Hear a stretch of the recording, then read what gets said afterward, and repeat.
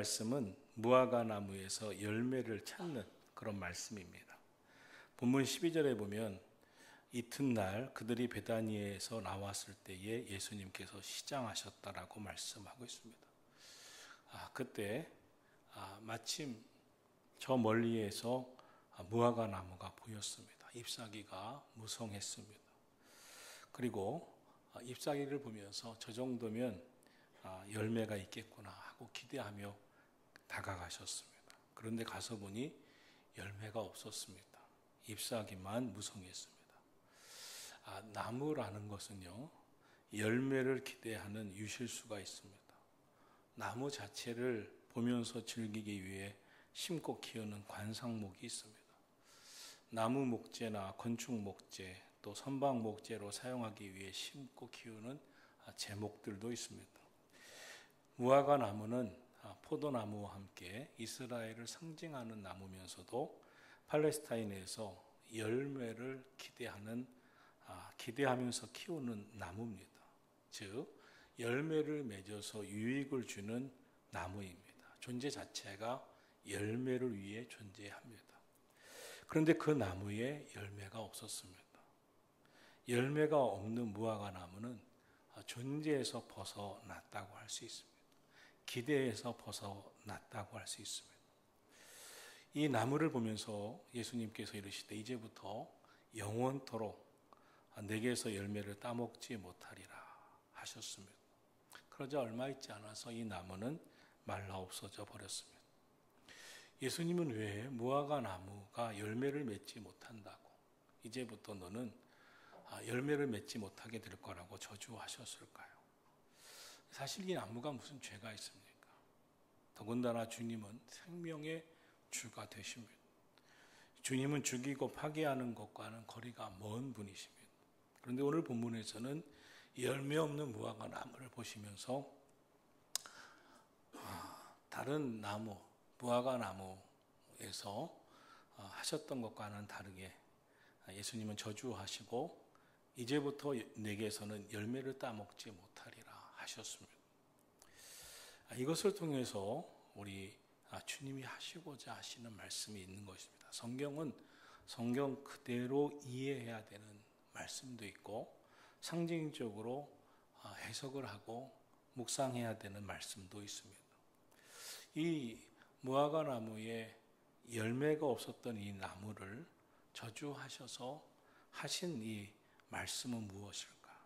존재의 목적에서 벗어난 열매가 없었던 무화과 나무, 이 존재의 목적에서 벗어난 무화과 나무같이 사는 인생에게 주는 메시지가 있는 것입니다. 당시 이스라엘의 모습은 하나님의 뜻과 목적에 너무 거리가 멀어져 있었습니다. 이스라엘은 하나님이 택하신 백성들입니다. 하나님 섬기고 하나님 뜻대로 하나님의 율법과 말씀대로 사는 백성은 하나님이 어떻게 책임져 주시고 어떻게 지켜주시는가를 대표적으로 보여주시는 선택된 민족이고, 하나님 앞에 택함받은 백성은 어떻게 사는가, 어떻게 말씀 따라 사는가를 보여주시기를 원하신 백성이었습니다. 그런데 하나님의 뜻과 너무 거리가 멀었습니다. 하나님의 세우신 목적과 거리가 멀었습니다.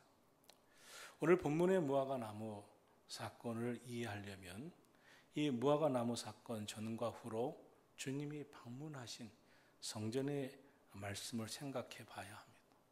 먼저 12절로 14절 전에 11절에서 예수님께서는 예루살렘의 성전에 이르러 들어가사 모든 것을 둘러보시고 때가 이미 저물매 12제자를 데리시고 나가셨다, 이렇게 말씀하고 있습니다.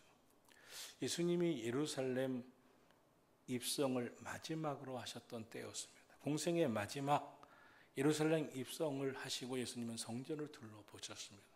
그런데 예루살렘 성전의 모습이 하나님의 뜻과 너무가 거리가 멀었습니다. 본문 다음 15절에 보면 그들이 예루살렘에 들어가시니라, 예수께서 성전에 들어가셔서 성전 안에서 매매하는 자들을 내쫓으시고 돈 바꾸는 자들의 상과 비둘기 파는 자들의 의자를 둘러 엎으셨다, 이렇게 말씀하고 있습니다. 예수님이 11절에서 예루살렘 성전에 들어가서 모든 것을 둘러보시고 이렇게 성전 안에서 매매하는 자들, 돈 바꾸는 자들, 또 비둘기 파는 자들, 이런 매매하는 자들, 장사치들을 보면서 예수님이 무언가 심각한 심정을 가지고 그날은 날이 저물어 나가셨다는 것입니다. 그리고 그 다음 날입니다. 그 다음 날 두 가지 사건이 일어납니다. 먼저는 무화과 나무 열매가 없음을 보시고 무화과 나무에 대해 어떤 행동을 취하십니다. 그리고 다시 예루살렘 성전으로 올라가셔서 성전을 대대적으로 청결케 하시는 일을 행하셨습니다. 17절을 보면 이에 가르쳐 이르시되 기록된 바 내 집은 만민이 기도하는 집이라 칭함을 받으리라 하지 아니하셨느냐. 너희는 강도의 소굴을 만들었도다. 무화과 나무가 열매 맺지 못하는 것을 보시고 그 무화과 나무가 열매 맺지 못했다고 저주하신 사건과 예루살렘 성전을 둘러보시고 기도가 사라지고 오히려 장사하는 사람들의 매매하는 것만 남은 성전의 존재 목적을 상실한 당시 예루살렘 성전의 모습이 매우 연결되는, 즉 존재의 목적을 잃어버린 그런 일들로 주님은 보신 것입니다. 무화과 나무의 열매 없음은 당시 이스라엘의 영적 상태를 나타내는 것이고 예루살렘 성전의 모습을 보여주는 것입니다. 성전에 열매가 없었습니다. 택한 백성들에게 영적인 열매가 없었습니다. 예루살렘 성전이 매매하는 자들로 가득하고 기도가 사라진 것은 무화과 나무가 열매를 맺어야 되는데 잎만 무성한 것과 똑같은 그런 영적 상태를 말하고 있는 것입니다. 그래서 주님은 존재의 뜻과 목적을 잃어버린 무화과 나무, 존재할 가치가 없다고 말씀하시고 저주하셨고 성전을 향하여서도 험히 청결케 하시며 경고하신 것입니다. 이 말씀은 바로 우리들 택함 받은 저와 여러분을 향한 말씀이기도 합니다. 무화과 나무가 잎사귀만 무성했다 하는 것은 무엇을 의미하고 있는 것입니까? 영성은 없고 신앙, 종교의 외형주의만 남은 것입니다. 무화과 나무를 멀리서 보면 기대하게 만들었습니다. 잎사귀가 무성하니. 그런데 가까이 가보니 열매가 없었습니다. 이것은 당시 예루살렘 성전을 드나드는 바리새인들과 또 많은 사람들의 모습이었습니다.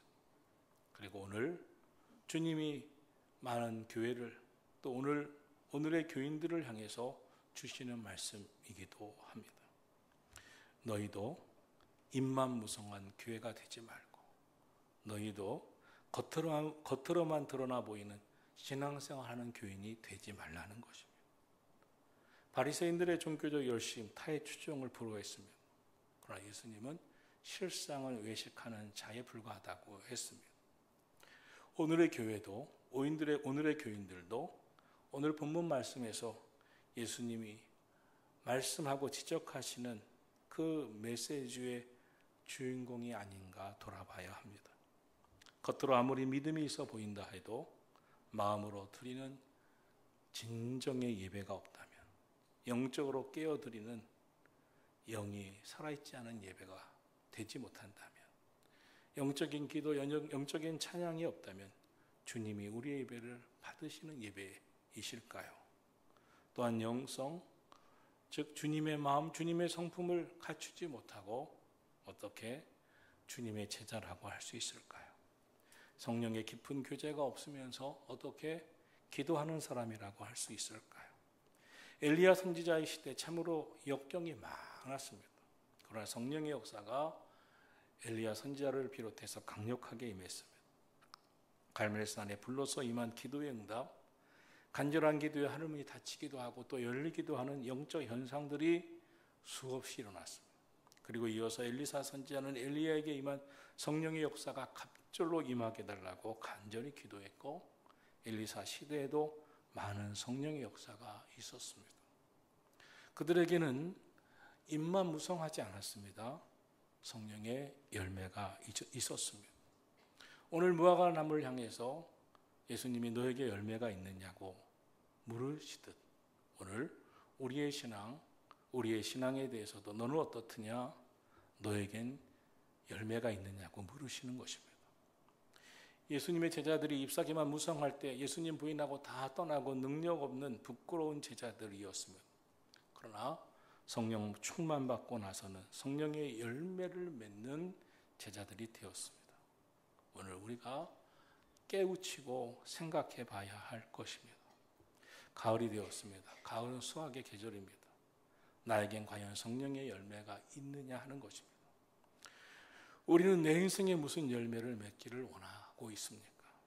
오늘 특별히 이 무화과 나무를 향하여 지적하시면서 성경은 아주 우리에게 이때는 무화과의 열매의 때가 아니라고 말하고 있습니다. 예수님이 무화과의 때가 아닌데 열매가 없다고 예수님은 엄히 꾸짖으셨다는 것은 참 놀라운 말씀입니다. 오늘 우리 많은 그리스도인들이 신앙생활하면서 때를 얻든지 못 얻든지 늘 믿음에 힘쓰고 기도에 힘쓰고 전도에 힘쓰느냐 하는 것입니다. 우리는 내 신앙의 컨디션이나 상황과 환경이 좋을 때는 나도 신앙의 열매를 맺으려고 하고 살아갑니다. 그러나 많은 경우 나는 지금은 때가 아니라고, 상황이 아니라고, 열매 맺을 때라고 아니라고 그렇게 변명도 합니다.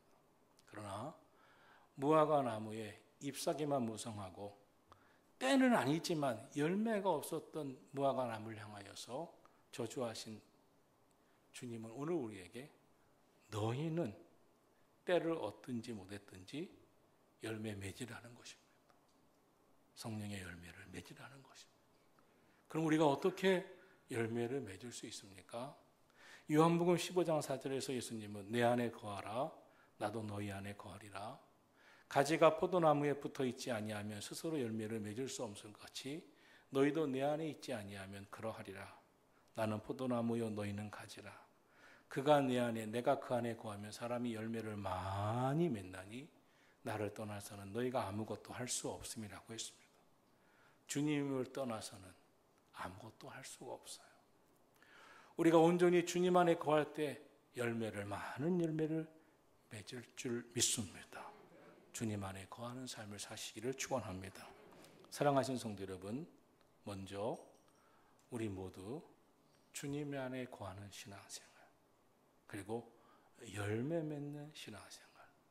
오늘 무화과 나무를 통하여서 우리에게 너희도 때를 얻든지 못했든지 열매 맺기를 힘쓰라고 하신 그 말씀을 꼭 기억하고 성령의 열매를 맺는 저와 여러분이 되기를 예수님의 이름으로 축원합니다. 기도하겠습니다. 하나님,